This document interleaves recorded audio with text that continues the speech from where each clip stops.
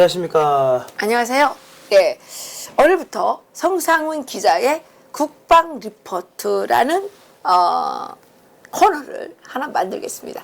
예, 이게 이해란 TV가 좀 북한의 다양한 특히 안보 관련 이슈를 다뤄야 되기 때문에 성상훈 기자의 국방 리포트를 포함해서 앞으로 좀 더 다양한 방송을 해드리도록 하겠습니다. 예. 성상훈 기자님 안녕하세요. 예, 안녕하십니까. 예, 예. 오늘 이 첫 시간인데 예. 시청자들을 향해서 좀 소개 음. 부탁드리겠습니다. 아, 예, 예.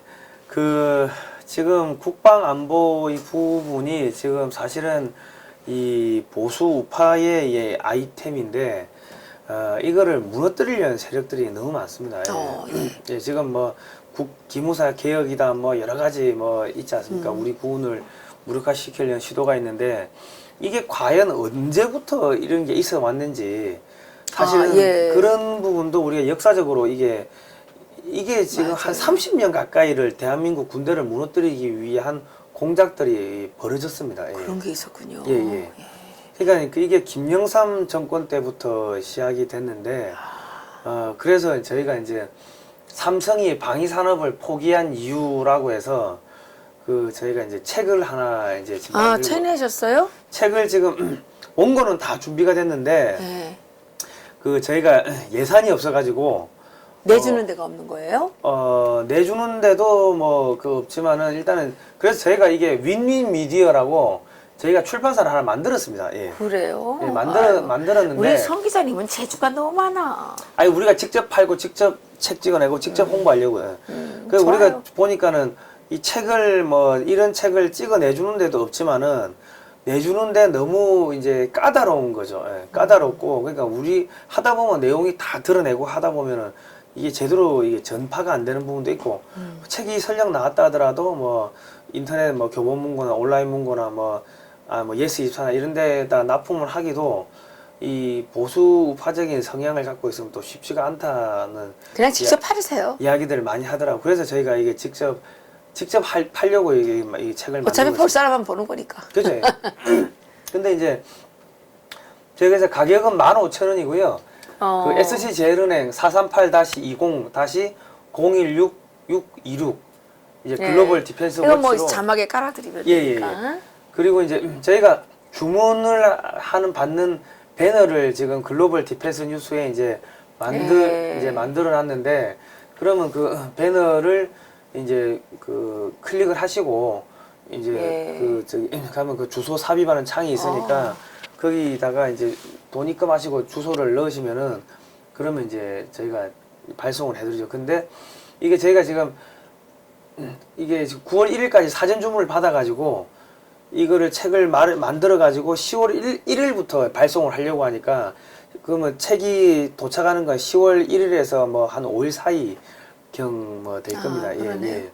저도 하나 주문할게요. 예. 네. 그래서 이게 문의 전화는 0271-711-9642인데 이게 많은 좀 주문을 좀 해주시면 감사하겠습니다. 네. 저희가 저렇게 또 책을 팔아가지고 직원들 급여도 주고 이런 거를 합니다. 예. 근데 이제 이거는 이 한국 방위산업학회 최우석 회장님께서 이제 쓰신 글로벌 디펜스 뉴스에 이제 지난 몇 년 동안 3년 동안 기고하신 것들을 이거를 좀 이제 책으로 이렇게 묶어 가지고 이제 만들어내는 건데요.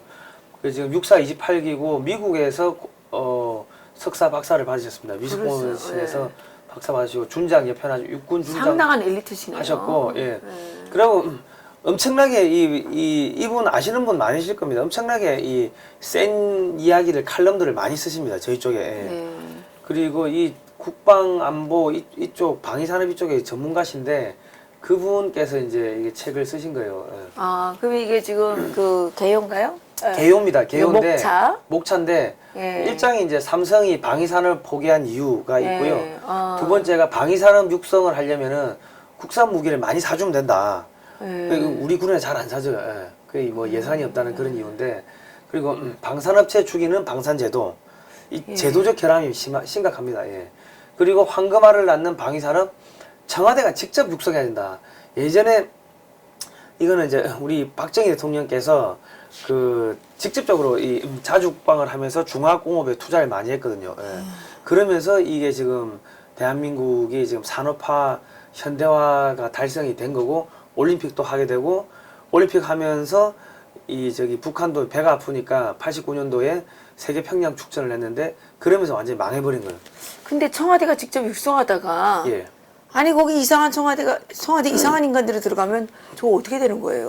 그러니까 이 현재에서는 힘들 거고 다음번 정권 들어갔을 때 보수 정권이 잡았을 때는 이런 거를 해야 된다는 거죠. 대통령이 똑바른 사람일 때 청와대가 운영해야지. 이상한 대통령이 하면 큰일 나요. 그러니까는 지금 좀 그 뭐 그런 문제가 있는데 예. 지금 방산비리 근절을 한다고 지금 감사원이 감사를 하는데 사실은 비전문가들이 감사를 하다 보니까 이 기밀이 유출되는 부분도 있고 그러네요. 얼토당토 않게 생트집을 잡는 그런 그럴 경우. 수 있겠네. 박정희 대통령 때는 어떻게 했는가 보면은 군인 중에서 이 전문가들 뽑아가지고 특명검열단이라 해가지고 아주 이 전문가들이 가가지고 샅샅이 더 정밀하게 뒤지는 거예요. 그러면서 그 군비 전열태세도 군비태세도 같이 점검을 하고 그러니까 감사를 위한 감사가 아니라 실질적인 감사를 한 거죠. 뭐 그런 것들 그리고 이제 육장 보면 한국형 항모전단 건설은 한국판 뉴딜 정책이다. 한국의 조선산업이 다 죽어가고 있지 않습니까?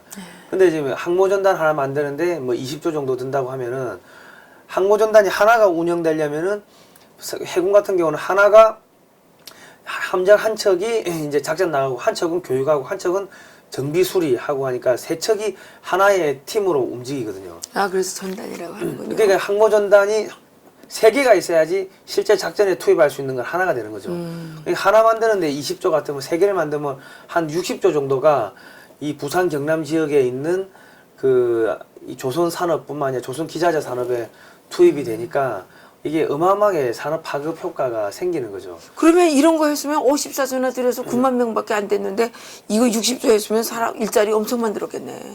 그죠. 왜냐하면 지금 조선 산업 같은 경우는 저거는 무너지면 안 되는 게 그렇죠. 페인트, 전기, 전자 뭐 등 뭐 그 후방 산업이 어마어마하게 지금 맞아요. 있는데 조선 산업이 무너지면 철강부터 해가 다 무너져 버리는 거죠. 예. 근데 우리 문재인 대통령이 지금 54조 쓴 거는 저기 공무원들만 만든 거 아니에요? 공무원들만 만들었는데 차라리 항공모함 전단을 만들었으면 그렇지. 그러면 한국의 조선 산업 조선소들이 업그레이드가 되는 거죠. 항모 전단을 그러니까 그럼 꼭 먹고 알 먹기 아니에요 이거. 그리고 이제 북한의 핵 예를 들어 북한의 핵으로 위협한다고 했을 때 한반도 남한이 초토화된다 하더라도 해상에 떠 있는 항모 전단이 북한을 공격을 할 수가 있기 때문에 북한이 핵 갖고 우리를 위협하지를 못하는 것도 있고요. 그러네요. 그리고 유사시에는 중국을 견제할 수도 있고 남중국해 문제가 생겼을 때 그 긴급하게 내보낼 수도 있고 그리고 칠광구에 이제 지금 해저 자원이 원유가 뭐 몇십억 톤 묻혀 있다 이런 이야기가 나오는데 그런 것도 이제 지금 한중일 분쟁이 생겼을 때 지금 뭐 우리가 항모전단을 급파해 가지고 우리의 이권을 국익을 챙길 수가 있는 거죠. 그런 내용이 여기다 들어있는 거예요? 그런 내용들이 들어 있습니다. 이거 꼭 사서 봐야 되겠네요. 예, 그리고 지금 추락하는 산업 경쟁력 탈출구는 항공산업이라 했는데 항공산업을 대한민국에서 최초에 육성한 사람이 누군지 아십니까? 이승만 대통령. 이승만 대통령.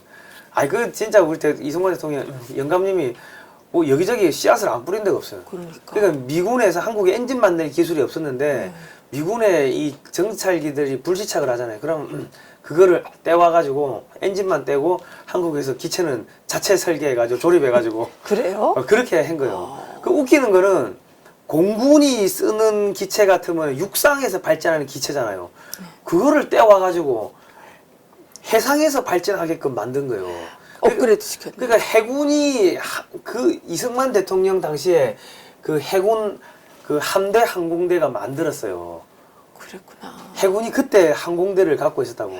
우리가 얼마나 위대한 대통령을 가졌었어. 그러니까 이게 이승만 대통령이나 박정희 대통령의 업적을 사회과학적인 측면에서 바라보면은 저게 왜 했나 잘 안 보이는데 군사적인 측면에서 바라보면은 이게 정확하게 보입니다. 그게 전부 군사적인 그 자주국방을 하기 위해 가지고 한 건데 이거를 자주국방이라고 하면 외부가 지원을 안 해주니까 미국도 지원 안 해주고 하니까는 이거를 경제 개발을 위해서 하고 이렇게 껍데기만 위장 포장을 그렇게 한 거지 실제로는 자주국방 하려고 한 거예요. 그래서 우리나라가 이렇게 힘이 예. 세졌네요. 그리고 지금 팔짱 미중 패권 전쟁 덕분에 날개 단 한국의 우주 산업이라고 돼 있는데 이거 같은 경우는 이 박근혜 대통령 탄핵하고도 지금 맞물려 있는 겁니다. 그래요? 예. 예. 이게 왜냐면 박근혜 대통령 탄핵이 된 게 우리나라의 저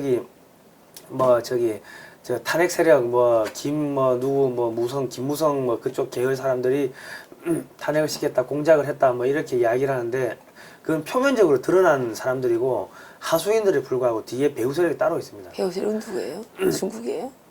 중국입니다. 예. 배후 세력이 중국입니다. 예. 그 왜냐면 지금 저 2016년 3월 달에 뭐가 있냐면은 그 한미 우주 협정 그 MOU를 체결합니다. 한국의 미래 창조과학부하고 저 미국하고 이렇게 MOU를 체결하는데 미국이 한국에 달 탐사하는 그 기술을 준다는 거죠. 로켓 만드는 기술을. 그런데 그게 무슨 기술이냐? 그 달을 탐사하고 돌아와야 될 거 아닙니까, 우선이. 궤도에 재진입을 해야 되는데 그게 이제 그 대륙간 탄도미사일 기술인 거예요. 그러니까 또 장거리 대륙간 탄도미사일 기술을 한국에다가 미국이 주려고 그랬구만. 우주 기술 준다고 하면서 줘버린 거예요. 이게 뭐냐면은 1960년대 쿠바 미사일 사태가 있었지 않습니까? 그때는 쿠바가 못 살았기 때문에 소련이 미사일을 직접 만들어 가지고 여기 쿠바에다 배치를 하려고 가지고 오다가 미국이 이제 막 노발대발하고 해가지고 이제 그거는 뭐 무마가 됐는데 지금 미국은 한국에다가 기술을 주면은 그 우주 개발체를 만드는 발사체를 만드는 기업들이 한국에서 미사일을 만드는 방산업체들입니다. 그 업체가 그 업체예요. 그 기술 갖고 뭐 하겠습니까? 미사일 만들겠죠. 그 지금 탄도 중량도 제한이 걸려 있던 게 이번에 이제 문재인 정권에서 이 트럼프 대통령이 풀어줬어요. 그 문재인 정권은 그게 뭔지도 모르고 오케이 한 거예요. 근데 장거리 그러니까 탄도 중량이 커지면은 발사체도 커지고 그러면은 에너지를 연료를 많이 채우니까 장거리 멀리 날아갈 거 아닙니까? 그러면은 중국 전역을 때릴 수 있는 미사일을 한국이 몇천 발을 갖게 되는 거죠. 그러다 보니까 박근혜 대통령을 탄핵을 시켜야만 되는 상황이 생긴 거예요. 그러다 보니까 한국에 있는 정치인들한테 움직여가지고 탄핵을 시키고자 했던 그런 것들이 있었습니다. 배우가 있었나요? 배우가 있었는데 나중에 이제 역사적으로 증명이 되겠죠. 그러니까 이제 그 내용까지는 안 넣었지만은 그 한미 우주 협정이 얼마나 이 중국한테는 공포스러운 내용들인지가 들어 있는 거죠. 예. 들어 있고 박정희 정부의 자주국방에 소련이 해체되다. 이것도 있는데 이게 이제 무슨 내용이냐면 박정희 대통령이 이제 자동차를 만들기 위해 가지고 자동차 공장을 만든 게 아니고 그 전차 만들고 장갑차 만들고 이런 거 만들려고 그 자동차 공장을 만들었습니다. 그리고 전자산업은 미사일 만들려고 전자산업 만들었고 함정 만들려고 조선소를 건조했고 뭐 다 이런 식으로 이게 무기 만들려고 중화공업을 투자를 한 겁니다. 예.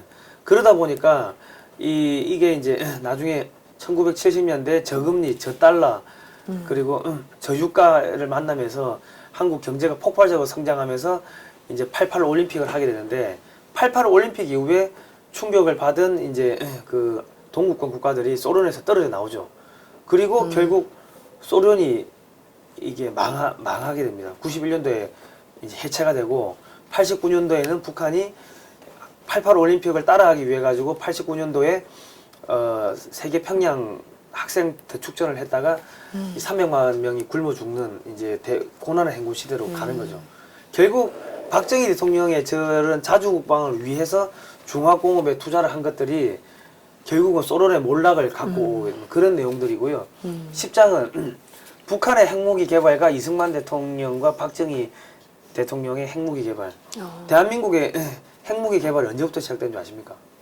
이승만 때부터 원전 때부터 했대요. 이승만 대통령이 때부터 했는데 제 자료에 보면은 그 국방 그 연구소가 있습니다. 거기다가 야 원자력 그 연구해봐라 하고 지시를 내는 게 있어요. 그리고 뭐 60몇 년대 국무회의 때는 뭐 쫙 설명하시면서 야 우리도 미국한테 언제까지 의존할 거냐 이순신 장군 같은 뭐 대를 이을 기술자를 만들어야 한다 이렇게 이야기를 한 것들이 있고 그리고 이승만 대통령이 원자력 발전에 씨앗을 처음에 뿌립니다. 영구형 원 트리가 마크 2라는 영구형 원자력을 미국에서 갖고 와가지고 만들고 이제 그 저기 다 저 엔지니어들을 저 미국에다 유학을 보내는 거죠. 국비 장학생으로. 뭐 그러면서 한국의 원자력 제도를 다 정비를 합니다. 예. 정말 대단한 어르신이에요. 그래가지고 그게 나중에 박정희 대통령 때 이게 자주국방을 하려고 하니까 핵이기사하겠다 싶어가지고 본격적으로 이제 이게 나가야 되는. 근데 이승만 대통령이 만약에 좀 더 오래 하야 안 하고 살아 계셨더라면은 그러면은 저기 핵무기를 한국이 만들었을 건데 박정희 정권이 들어서면서 미국이 어마어마하게 타이트하게 이걸 틀어막아 버립니다. 이승만 대통령 있을 때만 하더라도 이승만 대통령이 원체 영어도 잘하고 미국의 정치인들을 다 구워 삼다 보니까 이승만 대통령 앞에 와가지고 뭐라 말을 못했어요. 알아도 말을 못했다고. 근데 박정희 대통령은 이게 미국 쪽하고는 좀 거리가 있었거든요. 그 일본 쪽 그 인맥들이 많았고 뭐 그러다 보니까 이제 그런 것들이 있었죠. 예. 그런 내용 여기다 나온다 이거죠? 그죠? 예, 재밌겠네요. 예. 국산 방산 제품을 수출하기 위해서는 해외 파병도 많이 해야 되고 새마을 운동도 확산시켜야 된다. 전 맞는 이런 내용인데 이게 해외 파병이 어디냐면은 인도하고 상호 방위 조약을 맺어야 됩니다. 인도하고 상호 방위 조약을 맺으면 인도가 13억이 넘어갑니다. 중국 시장을 대체할 수 있겠죠. 지금 일본이 그 시장을 들어가 가지고 그 인도의 인프라 시장을 다 가전부터 해서 인프라 시장을 다 장악을 하고 있는데 한국은 지금 안 들어가고 있어요. 근데 지금 한국이 들어가면 벌써 늦지 않습니까? 늦었는데 그러면 어떻게 이 전세를 역전시킬 거냐? 그 뭡니까 인도하고 상호 방위 조약을 맺어가지고 말테네요. 중국군이 인도군하고 이 국경선 분쟁을 일으킬 때 야 우리도 같이 싸우자. 그럼 인도에다가 한국의 해군과 공군 기지, 육군 기지를 같이 갖다 놓는 거죠. 근데 지금 친중 정권이 뭐 하고 있어요? 그러니까 저거는 정권이 그 다음에 바뀌었을 때 저거는 해야 되는 겁니다. 그렇게 돼버리면은 한국의 무기 체계들 뭐 예를 들어서 함정도 인도하고 같이 건조를 할 수가 있고 뭐 전투기도 인도에 팔 수가 있고 자주포도 인도가 K9 자주포 100대를 사갔거든. 그러니까 한국 무기도 팔 수 있을 뿐만 아니라 원자력 발전소를 인도가 몇 개를 만들어야겠어요. 13억이 저 전기 쓰려면요. 그러네. 그럼 저거 100개 이상 만들어야 된다고. 그 시장을 한국이 다 장악을 할 수가, 고속철도 시장부터 장악을 할 수가 있죠. 그러네. 예. 그것뿐만 아니라 베트남, 필리핀, 몽골까지 다 한국군이 가야 되고, 거기를 갈 때 한국군의 노후된 무기들도 막 공짜로 줄 필요도 있고요. 그러면서 한국군의 이런 자발적으로 군사력을 건설한 그런 노하우들도 주고, 그리고 한국의 새마을 운동 그 노하우도 전수해주면은 경제개발이 될 거 아닙니까? 경제개발이 되는데 이게 하다 보면은 이 경제 표준이 코리아 스탠다드로 바뀐다고. 군사 표준도 코리아 스탠다드로 바뀌고. 그리고 지금 한류가 들어가서 그 한국어 쓰기 좋아하고 한국식을 좋아하게 되면은 정신 세계가 이 코리안 스탠다드로 바뀌겠죠. 과거에는 이거를 갖다 식민지라고 불렀는데 지금은 식민지가 아니라 경제적 동반자적 관계로서 이 승화를 시키면은 예를 들어서 한국 사람들이 인도에 또 많이 관광을 간다든지 인도 제품을 많이 산다든지 이렇게 상호 호혜적으로 갈 수가 있다는 거죠. 이거 듣고 보니까 우리 송상훈 기자가 대통령 해야 될 것 같아요. 예. 네? 아니 지금 이 청와대에는 이런 생각도 못 하고 있잖아. 네?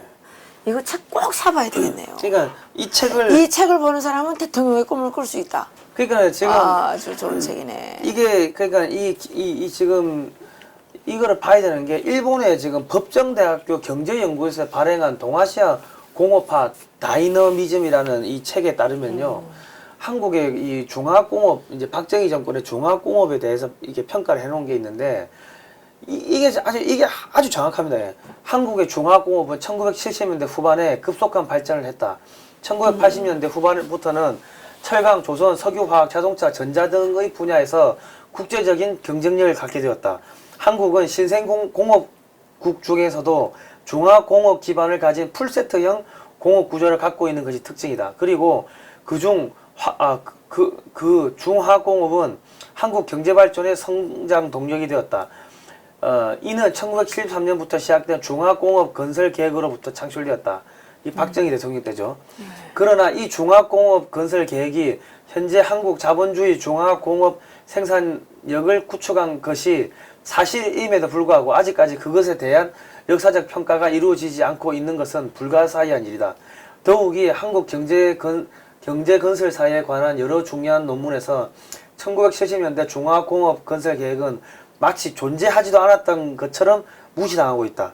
1970년대에 이룩한 중화공업에 대한 부정적인 평가와 경향은 중화공업 건설 계획이 그 후 중복 투자나 과잉 투자 문제를 일으키고 그것으로 인해 경제 위기를 가져와서 박정희 정권 붕괴와 1980년대 초의 한국 경제와 정치 불안의 원인이 되었다는 견해가 있는데 이는 유신 체제로 인하여 그 역사적 의의를 손상시키려고 애쓰는 것처럼 보인다고 평가했다. 일본 지금 법정대학교 교수가 이렇게 얘기했다는 거죠. 일본에서 한국에서 이 중화공업을 자꾸 평가절하하는 게 유신 체제를 이 평가절하하기 위해서 일부러 저거를 저렇게 무시하고 있다고 평가를 해놓은 거고 일본보다 공업화 속도가 3배에서 5배 가량 빠르다.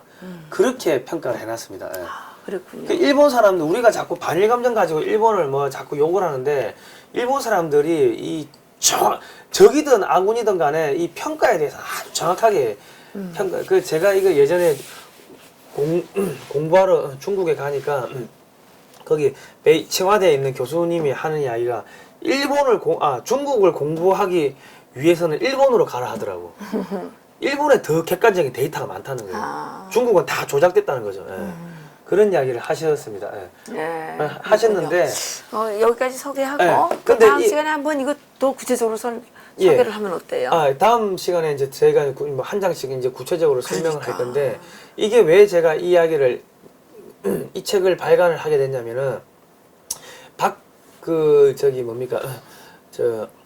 김영삼 정권 때부터 이 자주국방을 무너뜨리려는 그런 공작들이 있었습니다. 있었고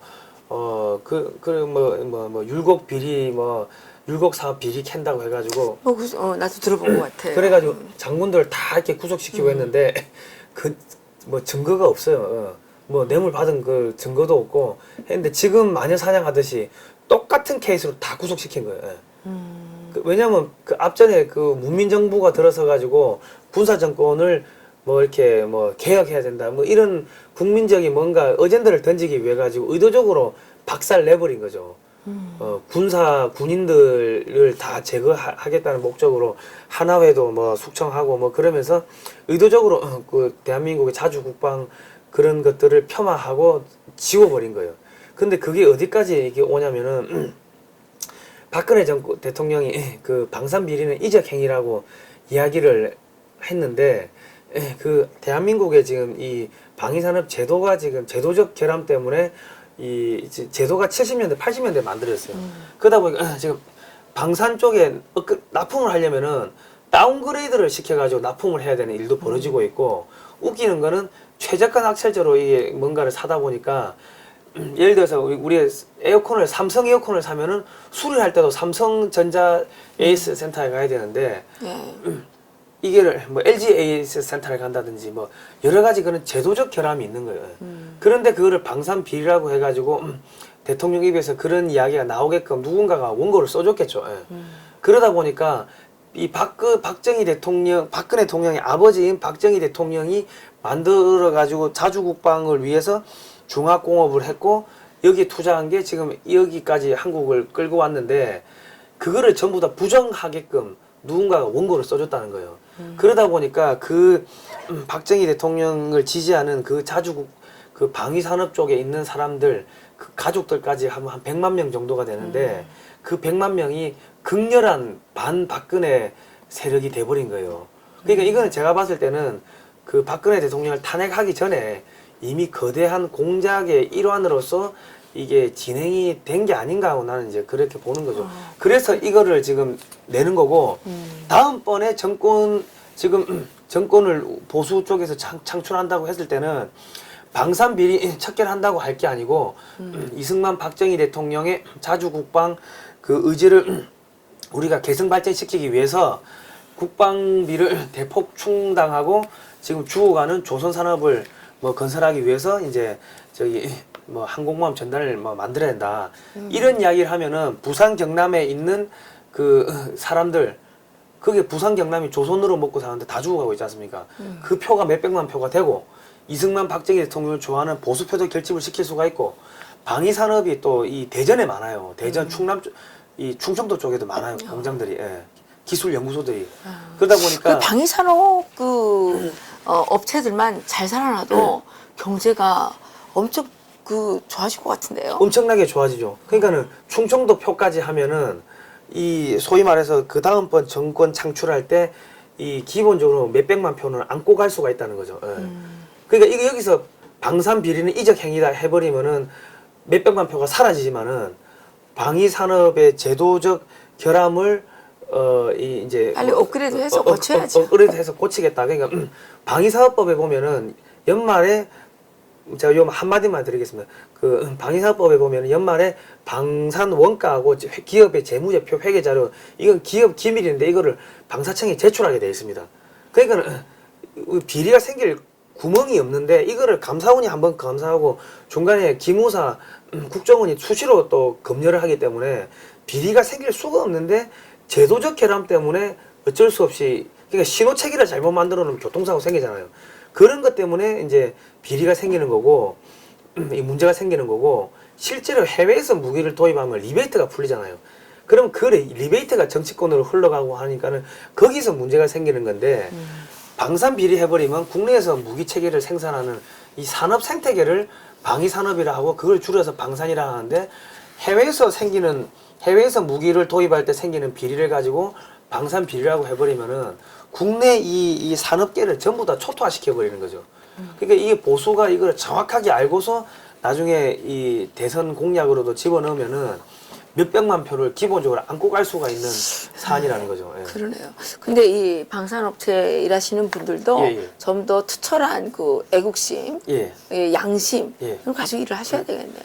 그러니까 이게 그래야지 조그만 그 비리가 있으면 그것 때문에 막 뒤집어 씌워가지고 이거를 막 그 침소봉대 하잖아요. 예. 지금 언론들이. 그러니까 웃기는 거는 이게 마진율이 3% 정도밖에 안 돼. 대기업이 그렇고 그 밑에 중소협력업체들은 1%가 안 됩니다. 그거 왜 하느냐?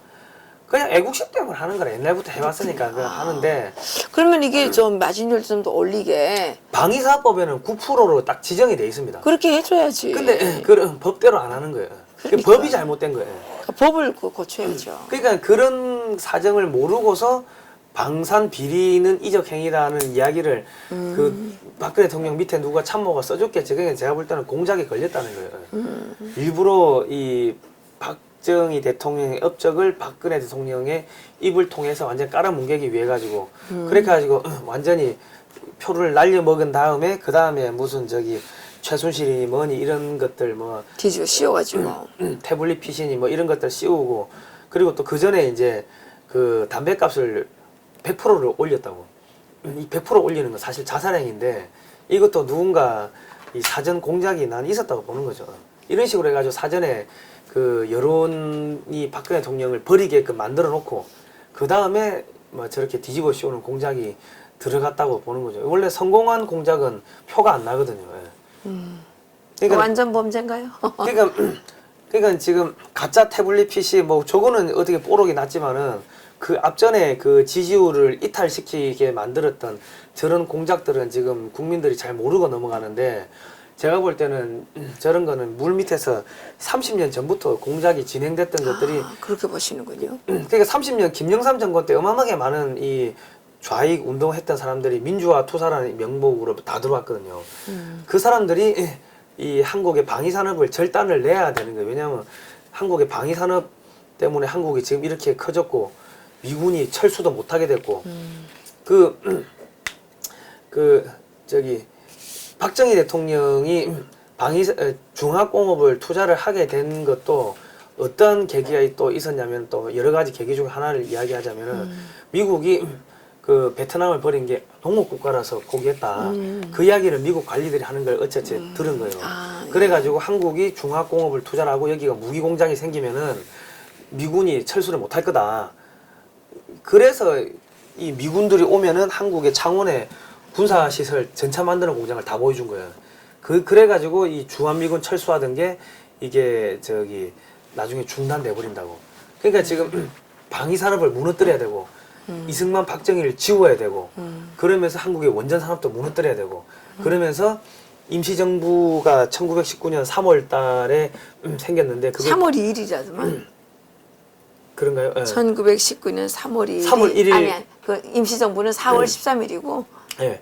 이 뭐야? 국제공산당. 국제공산당이 3월 2일. 예, 국제공산당이 3월 달에 3월 2일. 예, 생겼는데 이 지금 1919년 3월 1일 날 3.1 운동을 계승한다고 지금 얘들이 이래 이야기하니까 그러니까 이 리셋 코리아 옛날에 해방 이전으로 다시 돌아가겠다.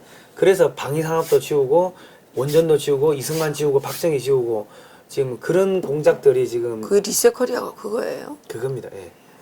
예. 그 리셋 코리아를 하겠다 그러고 홍석현이잖아.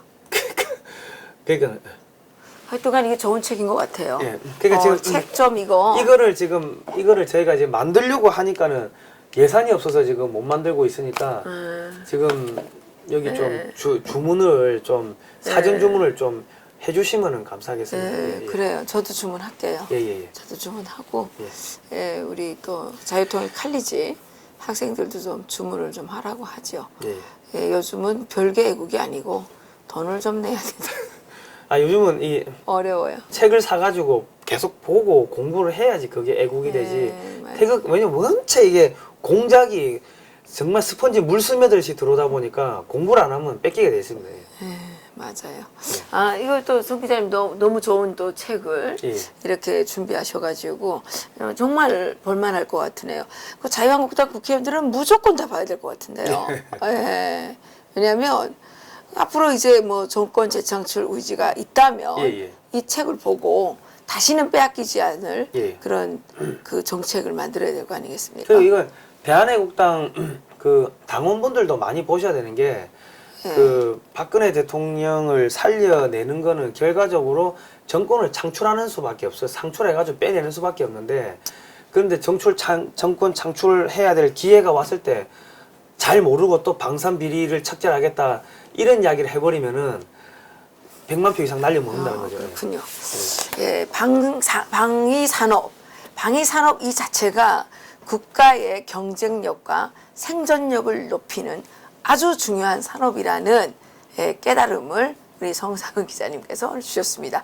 이 책 제목이 뭐예요? 아 제목은 삼성이 방위산업을 포기한 이유. 삼성이 방위산업 많이 했죠. 많이 했는데 삼성이 포기했어요. 방위산업을 포기할 수밖에 없었던 이유가 뭐냐. 이런 지하에 책을 내신다는데 우리들이 다 같이 한 권씩 사가지고 자식들에게도 읽히고 주변 사람들에게도 읽히고 이렇게 해서 대한민국의 활로 대한민국이 살아갈 길을 여는데 좀 도움이 될 수 있기를 바랍니다. 오늘 수고하셨습니다. 예. 감사합니다. 예.